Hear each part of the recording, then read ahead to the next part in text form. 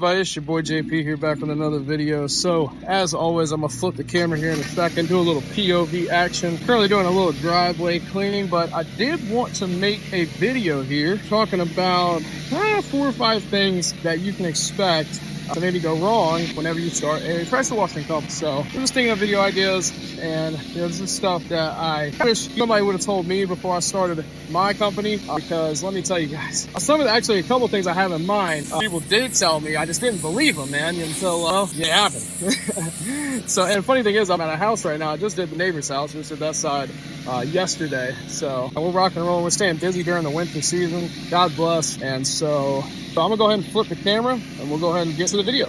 All right, everybody. So if you don't know, I do rock a 2.5 gallons per minute right now. We are doing really good in business. I could afford a 4 gallons per minute. I've been thinking about it.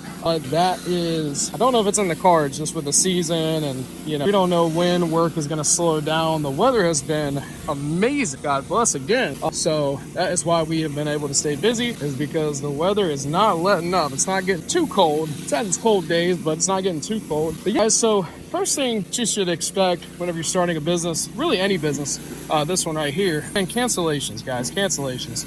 So the reason I say this is because whenever I started and I was doing my finances a lot, I would kind of expect, what I would bring in every month, because there were quite a few months that I actually didn't run into this problem. I was not getting any cancellation, nothing like that. Guys, cancellations aren't like, it's a bad thing. It's not like a personal, someone's like, you know what, I just hate this company, I'm just going to cancel on them. You wouldn't have booked with you in the first place if that was the case. But truth be told, people, even after they do book with you, if you have a good deal especially, they will still shop around, or something comes up and they have to cancel. And so that is something you have to expect. Now, you're not a doctor's office or something, we're a yearly service, if you will. So it's not something you can really charge a cancellation fee for. I think that really just honestly makes people upset more than anything. So it's not a good habit to do that. But cancellations, guys, make sure, what I like to do is every month I just set aside, at least when I do my finances, obviously you really can't book too ahead, but I try to book almost a month in advance. And whenever I sit here and I look at my bookings, I like to look at maybe like $1,000 of that just going to be not in the cards when we're talking finances for the month. And hey, if I don't get any cancellations, beautiful, right? But in most cases that's unrealistic, especially this time of the year.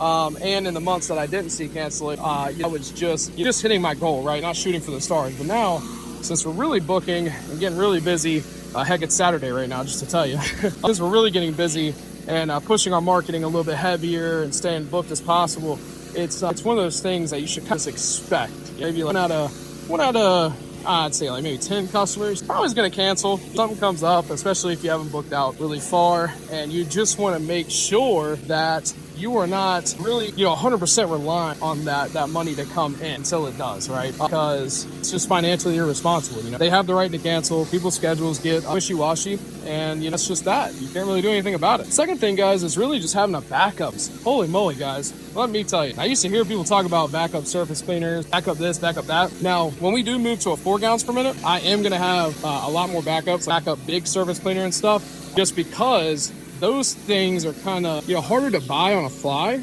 Example, I actually just had this hose and this surface cleaner go out in the last week. Not this exact one, but I had to replace both of them. And these are things, these last me months, right? But wear and tear, work every day. I try to take off Saturdays if I can, but that's not up to me. That's really just the customer. I want to make sure my customers are satisfied, and you build that relationship together, showing that I care for their home.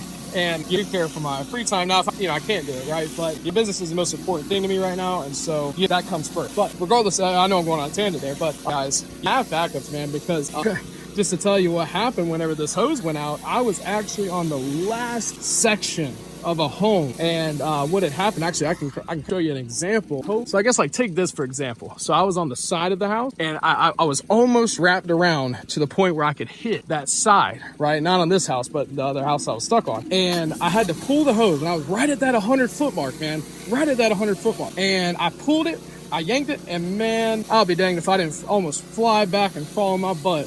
That hose had popped on the end, and essentially it was done, man. I was trying to sit there and think of ways I could shimmy it just to do that last little dormer area, just that little section up above. It just didn't happen. So what I ended up having to do was going to Northern Tools near me, and I spent like, God, man, almost like $250 on the hose that just like, this one lays flat, but the hose I got did not.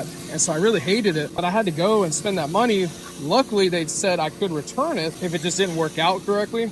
And yeah, I just didn't find it worth keeping, so I didn't end up returning it. Thank God they allowed me to. But you say they didn't, that would have been $200. I was in the hole just because I was not prepared to have that. And God forbid it was was in an area that didn't have a Northern Tools or didn't have a that sold a high pressure hose.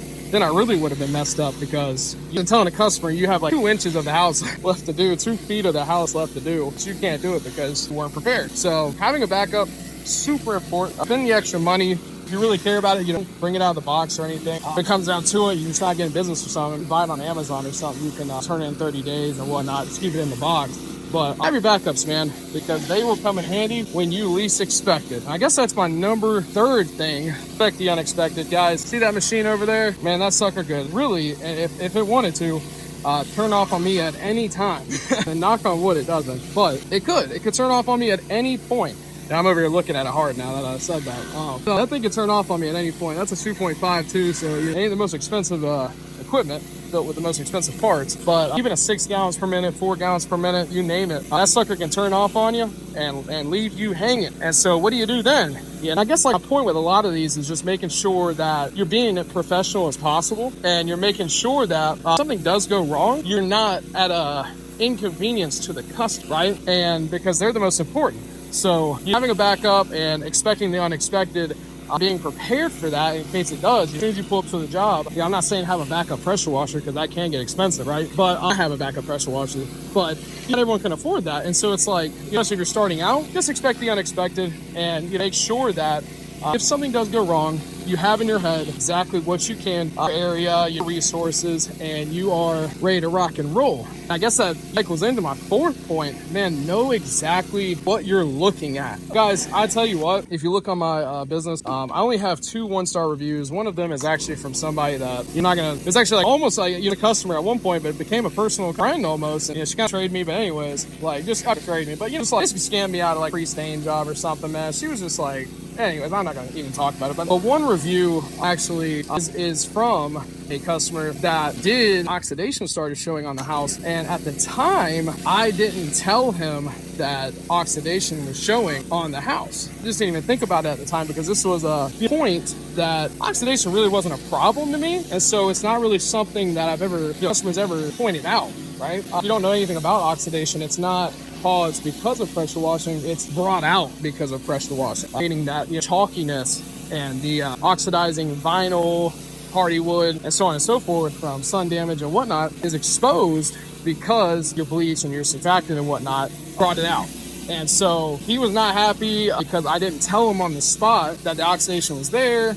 And then at that point, we're on the phone talking about it. He just didn't believe me. He actually thought it was chemical residue. Now, part of me thinks he did know, but since he already had me on the hook because I didn't tell him on the spot and had that conversation there, he was trying to get a pre-oxidation job from me, which I do not do. So we had to have that discussion as well. So he left me a bad review, but it is what it is. But you live and you learn. Know exactly what you need to tell your customers. A big one too is red clay. Man, red clay. I say it all the time. I say it all the time. The people I talk about talk to about pressure wash, red clay, man, it is an enemy. Your bleach and the surfactant cannot get red clay up. Now, if there's residue, that's one thing. It can definitely clean it off if it hasn't stained already. But once that stuff stains, man, you got to get red clay remover, and it's highly caustic from what I know, and it's just one of those jobs that it's an additional job. It's not general pressure wash. And so if you can't tell the customer that, you might think that you don't know what you're doing, this, that, and the third. And so you need to know what you're looking at. Watching videos like this is a start. So I've already told you about oxidation, told you about red clay. So you see these things on the job. You can thank your boy JP, and go ahead and thank me by dropping a like and maybe hitting that subscribe button. But that's the 4th thing, is know what you're looking at. And 5th thing, man, just I really can't think of one off the top of my head. But it's always be planning ahead. I think one thing that people, this isn't even like pressure washing thing, just like just in business in general, I think people get a little comfortable in their situation and never branch out into new possibilities. Always just be planning ahead. If you want to grow your business, it's smart to think about you hiring, whether it's hiring your best friend, hiring someone you just hiring college kids, man, just people that are looking for summer jobs and stuff like that. You really need to think ahead of those things. Buying a fleet of trucks, and expanding your marketing team, things like that. Plan ahead, and I guess just to mix some value into that fifth one. Do not be afraid to spend some money on education, man, and knowledge. Guys, yes, I'm gonna say it. I do have a course, link in the description. But this goes over my Facebook ad strategy, which is a lot more than just actually setting up the campaign and doing the computer side of things, but it does also talk about what makes a good creative. I do make a free creative for you, one free creative that is proven to drive results, but I show you my whole strategy, do one-on-one calls and everything, and we talk about my way of doing Facebook ads. And guys, Facebook ads is like my number one to get leads plus references. So Facebook ads is amazing, but for me to know the knowledge that I have in Facebook ads, I did have to invest into expanding my knowledge of Facebook ads, and not even just in my pressure washing company, but I started using Facebook ads in businesses in the past. My most recent one, a clothing brand, which heavily relies on Facebook, Instagram, TikTok, and stuff like that. So knowing those things was very helpful, very worth it. It did take a little upfront capital, but you have to invest into that knowledge. Otherwise, you're just going to be kind of stuck in a circle, man, just like going in a loop. If something's not working and you don't fix it, well, that's like the definition of insanity, right? So keep that in mind. Invest into your knowledge, invest into the future of your business. And yeah, that's 5 things. Wow, we actually about 5, right? So I hope you enjoyed the video. Like I said, if you did enjoy it, please leave a like, hit that subscribe button. We got more coming.